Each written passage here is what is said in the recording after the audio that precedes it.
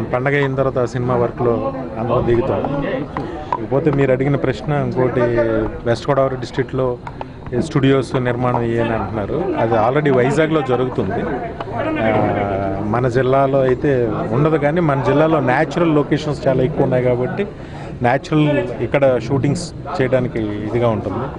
నేను ఏలూరు ఈరోజు రావడానికి కారణం ఏంటంటే, ఈ సినిమా రిప్రజెంటేటివ్స్ అందరికీ ఒక ఎల్ఐసి పాలసీ కట్టమని అడిగారు నన్ను. దానికి నేను ఇనిషియేట్ తీసుకుని నేను కట్టడం జరిగింది. దానికి వాళ్ళందరూ నన్ను ఇన్వైట్ చేస్తే నేను ఇక్కడికి వచ్చాను. వాళ్ళందరినీ కలిసినందుకు చాలా ఆనందంగా ఉంది.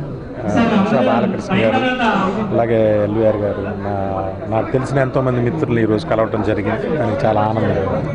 Thank you very much. Okay, చెప్పే